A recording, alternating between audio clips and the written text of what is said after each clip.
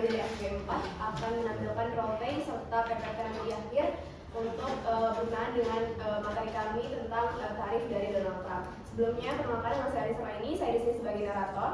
Perkenalkan, nama saya Fikri Zaka Hakim, saya di sini sebagai PA. Perkenalkan, nama saya Diandra Sanampa, saya berperan sebagai Ursula. Perkenalkan, saya Nadine Aisyah Yono, di sini saya berperan sebagai Angela. Perkenalkan, nama saya Muhammad Syafawi, di sini saya berperan menjadi Trump. Kenalin, nama saya Rahman Hakim, saya berperan sebagai Hamid.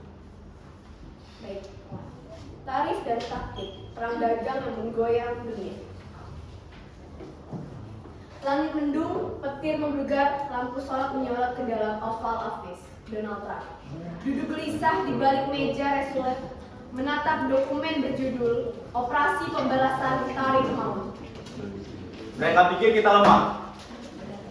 Mereka pikir kita lupa. Eropa telah menghisap dari kita terlalu lama. Mulai besok, mobil mereka kena 25%. Baja mereka 30%. Mereka akan merasakan neraka ini. Di awal 2025 dunia gempar, Trump menggebrak dengan tarif mematikan. Tapi Eropa bukanlah mangsa yang mudah. Ruangan panjang dengan lilin menyala. Ursula von der Leyen, Presiden Komisi Eropa, duduk anggun. Di kiri dan kanannya, Angela, delegasi Jerman yang tenang, dan Pierre, delegasi Prancis yang agresif. Trump bermain api, tapi kita adalah gunung es yang akan tenggelamkan kapalnya. Jika kita diam, industri Jerman akan runtuh.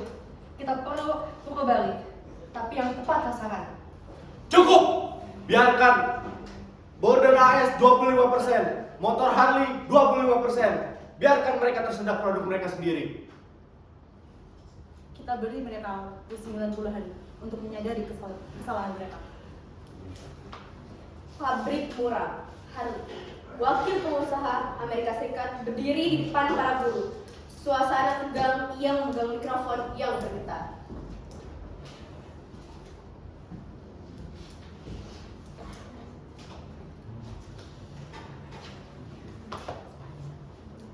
Kami cuma ingin bekerja, tapi kebijakan ini sangat merugikan kami.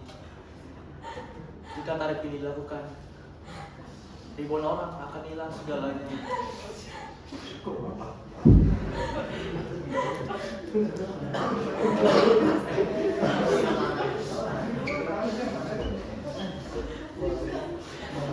Trump dan Ursula berdiri di depan podium masing-masing. Media berikut foto, suasana panas.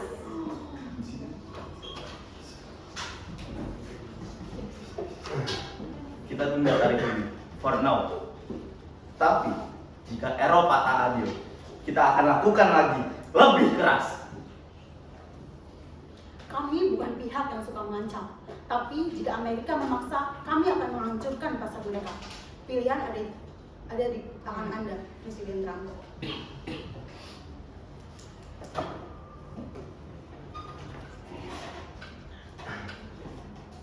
Peta dunia terbentang. Angela dan Pierre mengelilingi. Ursula berdiri di depan jendela, langit gelap. Kita harus lepas dari rekaman Amerika, Kanada, Asia, dan Afrika. Dunia ini lebih besar dari mereka. Dan kita akan tunjukkan bahwa Eropa bukan boneka.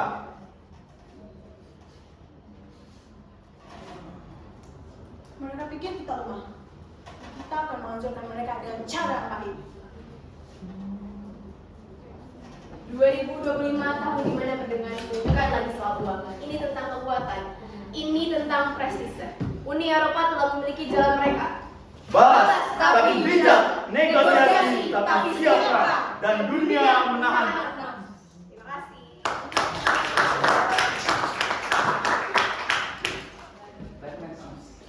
Jadi sebenarnya kesimpulannya kita rangkum aja kebijakan tarif Trump ini. Yang pertama, tarif umum 10% untuk semua impor Amerika Serikat. Next. Tarif lebih tinggi untuk Cina hingga 60% atau lebih secara keseluruhannya. Terus next. Yang ketiga, perang dagang dengan Uni Eropa dan Sekutu Amerika Serikat. Next. Penghapusan status normal trade relation dengan Cina. Next. Insentif untuk relokasi industri ke Amerika Serikat. Ini nanti next lanjut. Ada dampaknya dan dampaknya akan diberikan oleh BEMAN. Oke, karena lagi BEMAN dan ini dampaknya itu di seluruh dunia itu ya hampir semuanya udah pasti. Tapi di Eropa ini yang paling berdampak itu adalah otomotif dan pertanian. Intinya itu aja. Oke, ini tanggapan dan balasan dari Uni Eropa. Pertama, Uni Eropa itu mau mencoba untuk mengutamakan negosiasi terlebih dahulu dengan Amerika. Tapi apabila setelah 90 hari belum ada jawaban atau ditolak, mereka merencanakan untuk tindakan balasan terhadap Amerika melalui pembalasan dan diversifikasi perdagangan sebesar 25% atau hingga dalam 26 miliar euro. Dan saya terakhir kesimpulan pada intinya adalah kebijakan tarif Trump ini menunjukkan bagaimana kebijakan ekonomi yang bersifat sepihak dan nasionalistik dapat menciptakan efek domino yang merugikan seluruh dunia alih-alih memperkuat industri domestik. Kebijakan ini justru mengganggu stabilitas global dan menguji kekuatan di diplomasi antar negara. Nah, dari Eropa sendiri dengan pendekatan kritis tersebut, namun tidak irasional, berhasil mempertahankan prinsipnya tanpa terjerumus dalam konflik yang tidak lebih dalam. Nah, kedepannya tantangan yang sama bisa muncul kembali oleh siapapun pemimpin dunia dan hanya kembali kolaborasi diplomasi dan diteguhkan pada prinsip keadilan perdagangan. Dunia dapat menghindari krisis ekonomi global yang disebabkan oleh ego politik semata. Nah, ini adalah referensinya. Sekian drama singkat dan juga penjelasan dari kelompok kami. Kami mengajak diskusi dari teman-teman sekalian untuk membahas lebih lanjut mengenai kasus ini. Terima kasih. Untuk teman-teman yang ada pertanyaan, jika ada pertanyaan boleh aja langsung diangkat.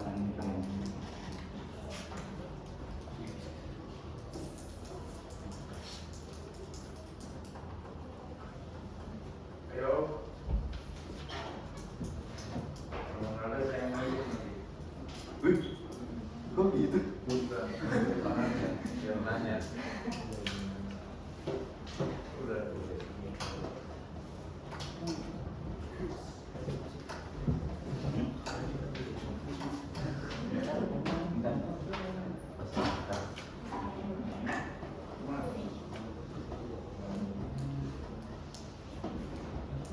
Ya.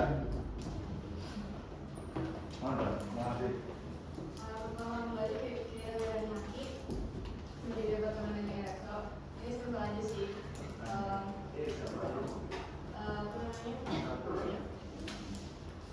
Kan itu atasan kan itu buat rakyatnya sendiri kayak mewakili rakyat, kerja gitu. Terus tapi kalau gimana sama warga Amerika yang bekerjanya tuh di bawah industri selain negara Amerika, nasibnya kayak gimana? Masih. Oke, thank you atas pertanyaannya. Ada lagi yang ingin silakan Maria.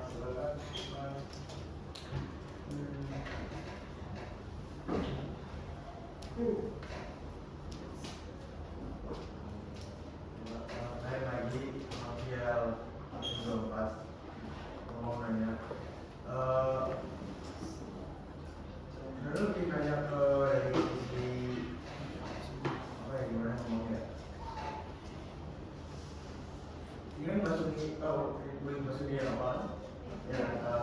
Terus kenapa Uni Eropa itu harus takut terhadap kebijakan USA? Padahal juga kalau saya lihat itu Eropa juga sama-sama bukan sama-sama ya, juga salah satu negara-negara yang mempunyai potensi di bidang ekonomi dan sumber dayanya banyak dan SDM-nya juga cukup bagus. Jadi kenapa juga harus takut terhadap kebijakan?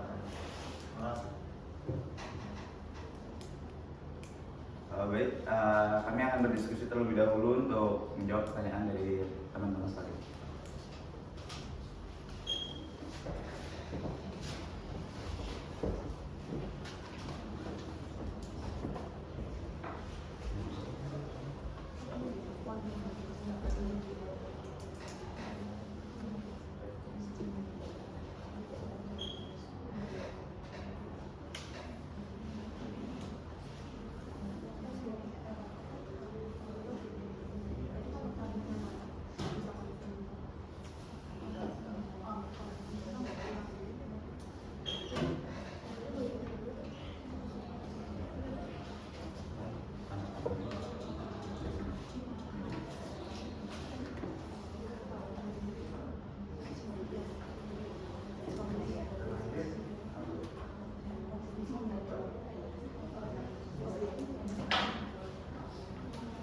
Izin jawab untuk pertanyaan Nokiel. Kenapa Uni Eropa takut dengan kebijakan Trump padahal Uni Eropa juga kuat secara ekonomi? Karena Uni Eropa sendiri juga mengekspor produk mereka ke Amerika dan itu konsumsinya cukup besar, sehingga kalau tarifnya naik, nanti barangnya akan naik, harga barangnya naik dan konsumennya tuh turun. Jadi pendapatan mereka bakal kurang. Jadi itu berpengaruh buat ekonomi Uni Eropa sendiri. Jadi pada intinya bisa disimpulkan kalau misalnya dari beberapa negara yang ada untuk ekspor dan impor ke Amerika itu, tadi yang udah dijelasin tadi, kan Eropa emang terkenal kuat juga kan, bisa mungkin bisa disanding sama si Amerika itu. Nah yang perlu dijelasin Triantri ini, jadi ada yang namanya supply demand, dimana dia juga berfokus pada itu karena dia udah mengeluarkan banyak si ekspor dari si Eropa ini, jadi dia akan lebih ketakutan karena dari Eropa sendiri banyak ekspor.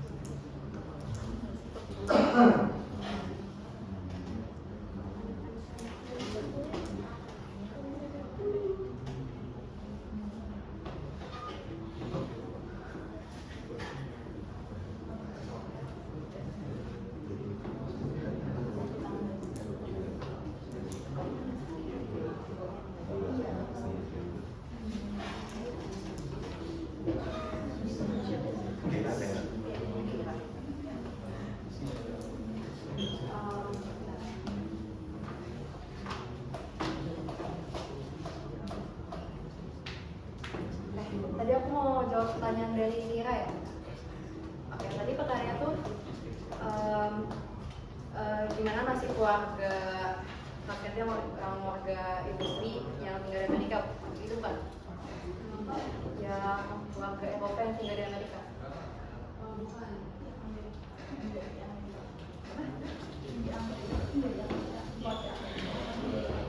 Oh, warga yang Amerika tapi nggak di Amerika gitu. Warga Amerika tapi yang kerja di bawah industri global.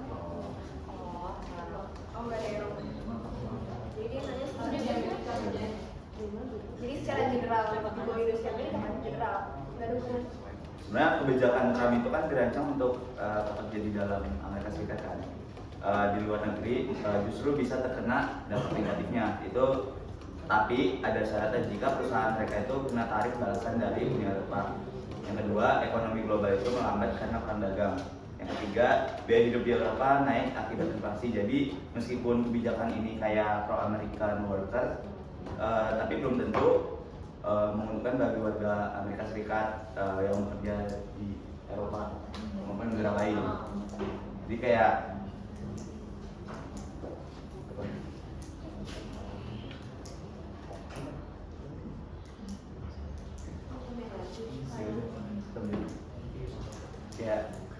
Kan ada warga Amerika yang kerja di perusahaan selain Amerika itu kan, yang di global kayak misal dikerja di Eropa tapi dia itu warga Amerika kan. Misal kayak dia kerja di Toyota, tapi Toyota itu Toyota yang ada di Amerika. Oke. Pertanyaan yang spesifiknya jadi Jadi kan itu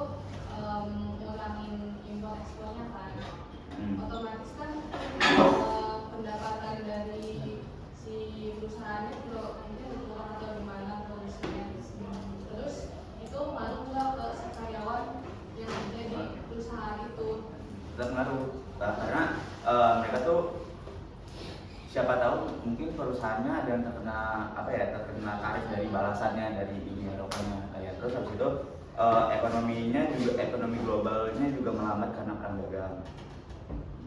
Terus ada juga biaya hidup di Eropa juga naik pasti akibat dari inflasi dan adanya kebijakan ini. Jawab. Oke. Terima kasih. Untuk Makil apa kita jawab? Terima kasih. Sekian presentasi dan juga drama singkat dari kami. Kurang lebihnya mohon maaf. Akhir kata dari kami. Assalamualaikum warahmatullahi wabarakatuh.